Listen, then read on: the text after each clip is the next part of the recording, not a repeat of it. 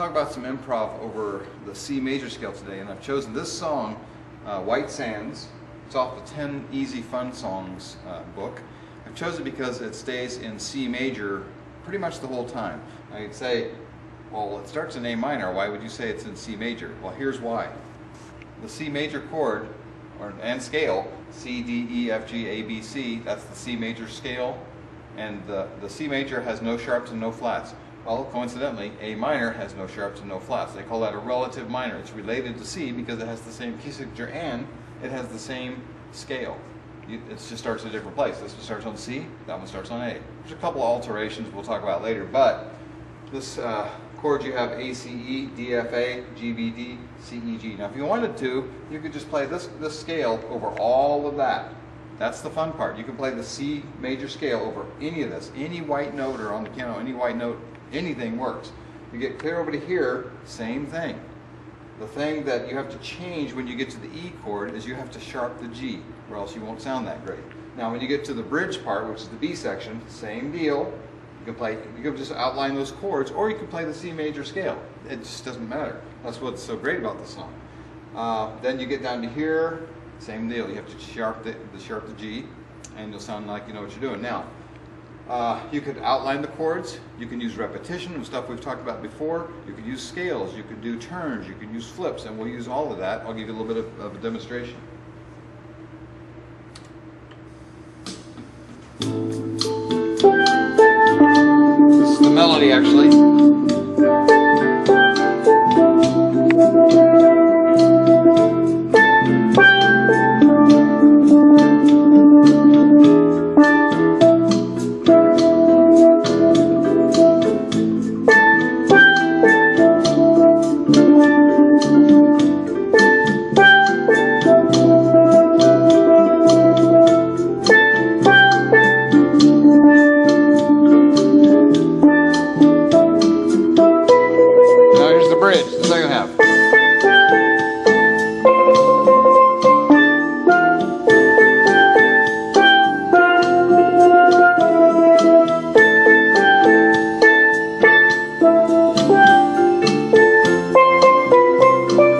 Now the improv, D, C major scale, starting on D.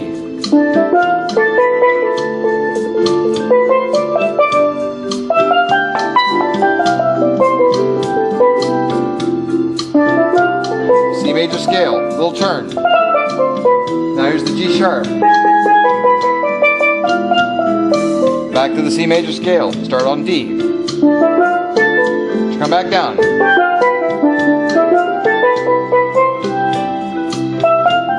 Turn. E to F. Here's the G sharp again.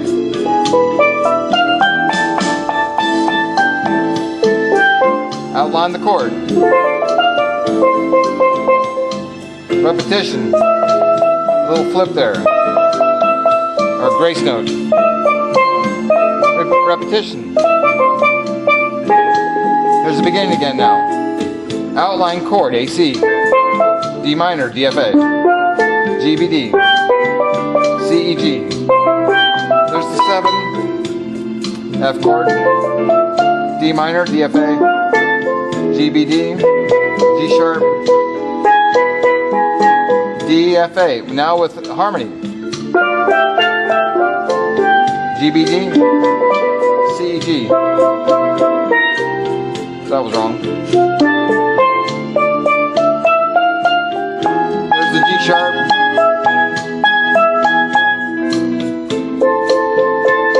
Harmonies.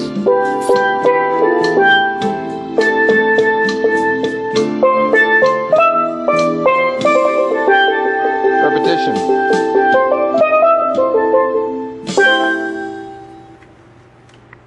So you get the idea. I made a couple blurbs there, but you get the idea that you can use the scale, and you can go up halfway up the scale, come back down. You can go further up scale. Anything you play in the C major scale is going to sound great.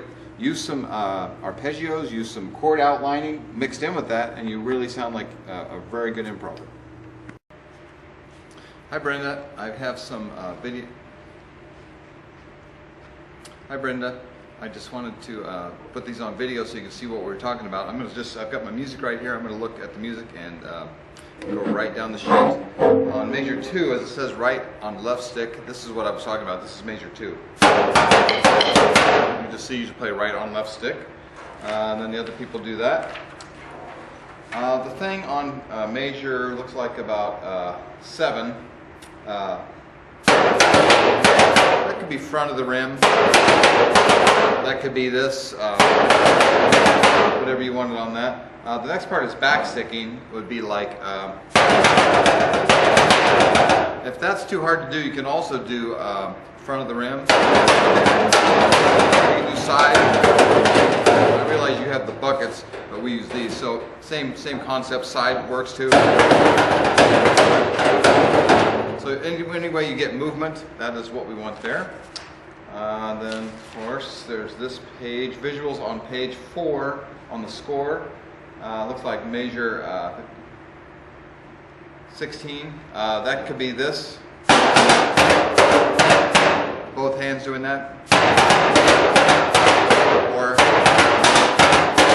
something like that. That's what I was talking about there. The visuals on where it says measure 4B could be one person does this, and then the other person would do the opposite. Let's say I'm starting here, the next person would start there, and we would go. So it would look like this. Something like that. Okay, and then at letter B we have this. And this would be to the right, and then to the right with your right hand. Sorry, to the left with your right hand. So that's what that is. Measure looks like 22 is here's measure 422. It could be that. It could be this. Something different there, just to break that up. And then you have the back sticking. You have one doing this, and then the next one. Obviously, that's easy to do. Measure looks like 24, 25, 26, 27. That is probably this, or it could be front. Anything where you get motion, but it's this. It could be. Anything that gets a lot of motion would be great for that. Side of the drum, front of the drum, anything. Next part is rim and left hand for the rock beat.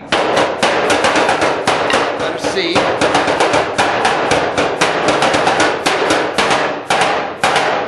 So what I had in mind there was one playing, ones and twos going, and the others going.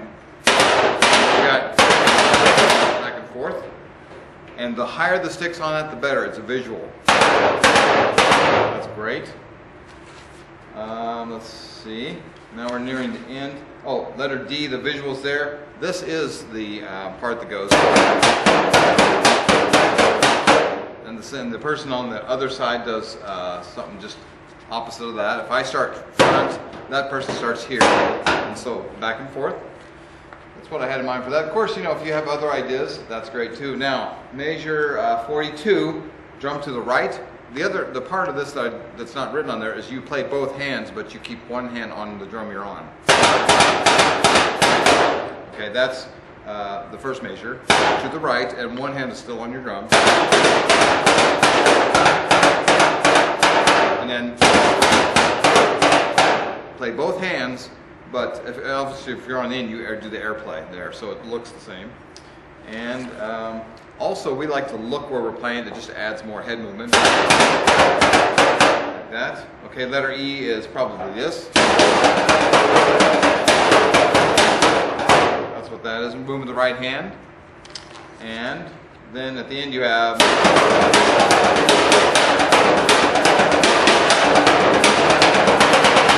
Last 4 16th notes should be accented. I don't think I put them on there. You can also do this. I was doing